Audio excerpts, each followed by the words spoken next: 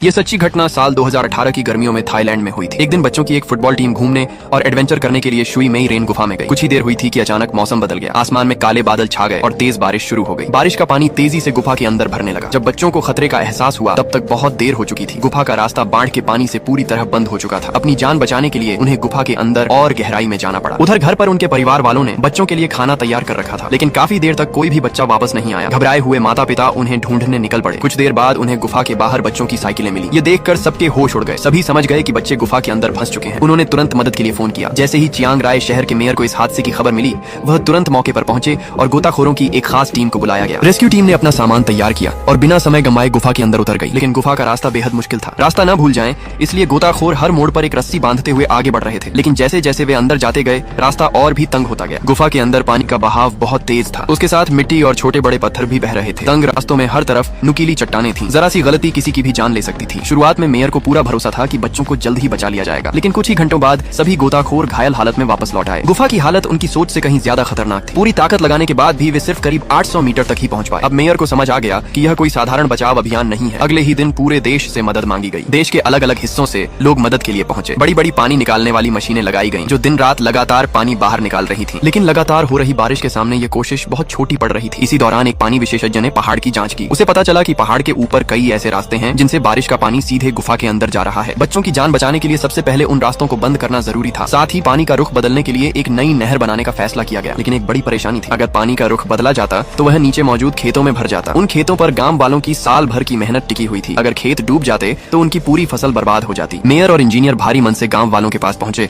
और उन्हें पूरी बात बताई। उन्हें लगा कि शायद गांव वाले अपनी फसल बचाने के लिए मना कर देंगे, लेकिन ऐसा नहीं हुआ। गांव वालों ने बिना एक पल सोचे अपनी जमीन बच्चों की जान बचाने के लिए दे दी। उनकी इस इंसानियत ने हर किसी का दिल छू लिया। इसके बाद बड़ी मात्रा में पानी खेतों की तरफ मोड़ दिया गया। गांव वालों ने अपनी मेहनत की परवाह की बिना इंसान की जान को सबसे ऊपर रखा। कई दिनों की लगातार मेहनत के बाद आखिरकार गुफा के अंदर पानी का स्तर कुछ हद काबू में आया। लेकिन मुश्किलें अभी खत्म नहीं हुई थीं। गुफा के अंदर अनगिनत मोड़ थे। कहीं रास्ता बहुत तंग था तो कहीं बिल्कुल अंधेरा। बच्चों के फंसे हुए 5 दिन बीत चुके थे, लेकिन रेस्क्यू टीम अब तक उनका कोई पता नहीं लगा पाई थी। गुफा की कुल लंबाई लगभग 6 किलोमीटर थी, लेकिन इतनी मुश्किल हालत में टीम मुश्किल से 1 किलोमीटर तक ही पहुंच सकी थी। समय तेजी से निकल रहा था। आखिरकार मेयर ने दुनिया भर से मदद मांगने का फैसला किया। ब्रिटेन के मशहूर गुफा गोताखोर जैक को जैसे ही इस हादसे की खबर मिली, उन्होंने किसी बुलावे का इंतजार नहीं किया। उन्होंने तुरंत अपने दोस्त जॉन से संपर्क किया। पूरी बात सुनते ही दोनों ने बिना एक पल गंवाए थाईलैंड जाने का फैसला कर लिया। उसी दिन ब्रिटेन से 2 मशहूर गुफा गोताखोर जैक और जॉन हेलीकॉप्टर से थाईलैंड पहुंचे। रास्ते में उन्हें खाना खाने तक का समय नहीं मिला। वहां पहुंचते ही उन्होंने अपना डाइविंग का सामान तैयार किया और सीधे गुफा की ओर निकल पड़े। गुफा के बाहर मौजूद रेस्क्यू टीम ने पहले उन्हें रोक दिया, क्योंकि कोई भी अनजान व्यक्ति अंदर नहीं जा सकता था। लेकिन बातचीत के बाद टीम के कप्तान को पता चला कि दोनों दुनिया के सबसे अनुभवी गुफा बचाव विशेषज्ञों में से हैं। उनके नाम पहले से ही रेस्क्यू एक्सपर्ट्स की सूची में शामिल थे। दोनों गुफा के अंदर उस जगह तक पहुंचे जिसे केव नंबर 3 कहा जाता था। यह गुफा के मुंह से करीब 800 मीटर अंदर था। वहां से उन्होंने पहले से बंधी हुई रस्सी के सहारे और अंदर जाना शुरू किया। लेकिन अंदर का नजारा उनकी उम्मीद से भी ज्यादा खतरनाक था। चारों तरफ सख्त चट्टानें थीं। पानी इतना गंदा था कि कुछ भी साफ दिखाई नहीं दे रहा था। ऐसी हालत में जरा सी गलती उन्हें हमेशा के लिए गुफा के अंदर फंसा सकती थी। करीब 3 घंटे की कठिन मेहनत के बाद वे एक टी आकार वाले मोड़ तक पहुंचे। जैसे ही दोनों फिर से पानी में उतरने वाले थे, अचानक तेज बहाव के साथ चट्टानों का एक हिस्सा टूटकर गिर पड़ा। पानी का दबाव इतना ज्यादा था कि बड़े बड़े पत्थर उनकी तरफ बहने लगे। खुशकिस्मती से जैक और जॉन ने अपने अनुभव और समझदारी से खुद को बचा लिया। उन्होंने फैसला किया कि अभी वापस लौटना ही सही रहेगा। जब वे केव नंबर 3 पहुंचे, तब तक पानी का स्तर बहुत तेजी से बढ़ चुका था। पूरी जगह लाल और कीचड़ भरे पानी में डूब चुकी थी। वहीं एक स्वयं सेवक जो पानी निकालने का काम कर रहा था, बाहर निकलने से पहले ही अंदर फंस गया। जैक ने जॉन से कहा कि वह पहले इस स्वयं सेवक को सुरक्षित बाहर छोड़कर आता है, फिर वापस लौटेगा। लेकिन एक नई मुश्किल सामने थी। उस स्वयं सेवक ने कभी डाइविंग की ट्रेनिंग नहीं ली थी। पानी के अंदर जाते ही वह डर गया। कई बार घबराकर उसने हाथ पैर मारने शुरू कर दिए। एक बार तो उसने घबराहट में जैक की ऑक्सीजन टैंक तक हिला दी। फिर भी जैक ने अपना धैर्य नहीं खोया, क्योंकि बाहर का रास्ता ज्यादा दूर नहीं था। इसलिए वह किसी तरह उसे सुरक्षित बाहर ले आया। जब दोनों बाहर पहुंचे, तब मेयर को पता चला कि दुनिया के 2 सबसे बड़े विशेषज्ञ भी टी आकार वाले मोड़ से आगे नहीं बढ़ पाए। ये सुनकर उनके चेहरे की सारी उम्मीद जैसे खत्म हो गई। अब बच्चों को गुफा में फंसे हुए पूरे 9 दिन हो चुके थे। बारिश कुछ समय के लिए रुकी जरूर थी, लेकिन किसी की हिम्मत नहीं हो रही थी कि अंदर बच्चों की हालत के बारे में कुछ सोचे। बच्चों के माता पिता की बेचैनी हर पल बढ़ती जा रही थी। उन्होंने एक बौद्ध भिक्षु को बुलाया ताकि वह बच्चों की सलामती के लिए प्रार्थना कर सके। उधर जैक और जॉन ने एक बार फिर अपना डाइविंग का सामान तैयार किया और दोबारा गुफा के अंदर जाने का फैसला किया। 9 दिन बीत चुके थे। किसी को उम्मीद नहीं थी कि बच्चे अभी भी जिंदा होंगे। दोनों फिर से उसी टी आकार वाले मोड़ तक पहुंचे। वहां से उन्होंने नई गाइड रस्सी बांधते हुए आगे बढ़ना शुरू किया। करीब 3 घंटे 50 मिनट तक लगातार आगे बढ़ने के बाद भी उन्हें कोई बच्चा दिखाई नहीं दिया। गुफा का रास्ता इतना तंग था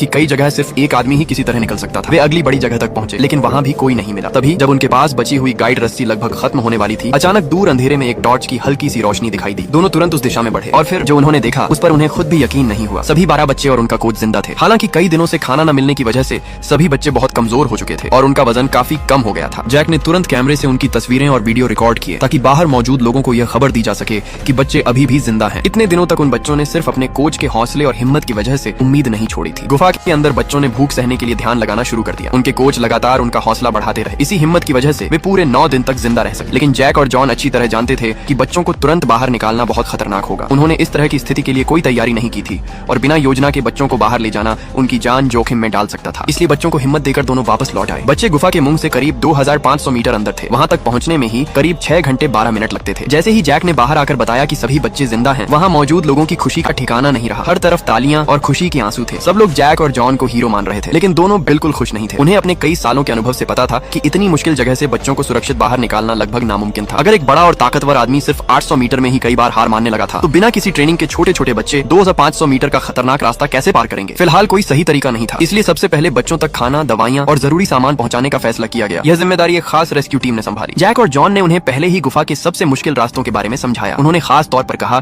कि अगर किसी गोताखोर की ऑक्सीजन 2/3 से कम रह जाए तो उसे तुरंत वापस लौट जाना चाहिए। लेकिन अंदर जाते समय टीम ने इस बात पर पूरा ध्यान नहीं दिया। जब वे बच्चों तक पहुंचे तब उनके पास बची हुई ऑक्सीजन इतनी कम थी कि मुश्किल से एक व्यक्ति ही सुरक्षित वापस लौट सकता था। उपकरणों से यह भी पता चला कि गुफा के अंदर हवा में ऑक्सीजन की मात्रा 16% से भी कम रह गई थी। उन्होंने बच्चों को खाना दिया और उनकी सेहत की जांच की। अब यह साफ हो चुका था कि बच्चों को जल्दी बाहर निकालना बहुत जरूरी है। उसी रात एक बच्चे के पिता ने स्थानीय अधिकारियों से पूछा, आखिर हमारे बच्चों को कब बचाया जाएगा। ये बात पास खड़े जैक और जॉन ने भी सुन ली। दोनों ने आपस में लंबी चर्चा की और फिर अपनी रेस्क्यू टीम के बाकी साथियों को भी थाईलैंड बुलाने का फैसला किया, क्योंकि अब वे एक ऐसा प्लान बनाने वाले थे जिसे सुनकर हर कोई हैरान रह जाता। 2 दिन बाद उनके साथी क्रिस और जेसन भी वहां पहुंच गए। उसी दिन एक अनुभवी डॉक्टर हैरी भी रेस्क्यू टीम के साथ जुड़ गए। जैक ने हैरी को अपना पूरा प्लान बताया। अब 16वां दिन आ चुका था। दुनिया के सबसे खतरनाक और सबसे अनोखे रेस्क्यू ऑपरेशन की शुरुआत होने वाली थी। कई दिनों से इंतजार कर रहे बच्चों को आखिर पहली बार उम्मीद की किरण दिखाई दी। रेस्क्यू टीम ने सबसे पहले एक बच्चे को चुना। उसके हाथ बांधे गए ताकि वह घबराकर हिल न सके। फिर उसे बेहोशी की दवा दी गई। इस दौरान बाकी बच्चों से कहा गया कि वे यह सब न देखें। जब बच्चा पूरी तरह बेहोश हो गया तो उसके चेहरे पर ऑक्सीजन मास्क लगाया गया। यह देखकर पूरी टीम ने राहत की सांस ली कि वह सामान्य तरीके से सांस ले रहा था। इसके बाद उसे धीरे धीरे पानी के अंदर ले जाया गया। उसे करीब 2500 मीटर लंबे पानी से भरे रास्ते से निकालना था। इस सफर में लगभग 6 घंटे लगने वाले थे। कुछ देर बाद टीम पहले पड़ाव पर पहुंची और बच्चे की हालत जांची। अभी उन्हें लगभग 1 किलोमीटर और जाना था, लेकिन रास्ते में अचानक बच्चे को होश आने लगा। रेस्क्यू टीम ने तुरंत उसे पानी से बाहर निकाला